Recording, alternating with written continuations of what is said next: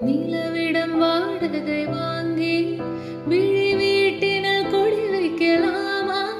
நான் வாழும் வீட்டுக்குள் வேறாரும் வந்தாலே தகுமா? தேன்மலை தேக்குக்கு நீ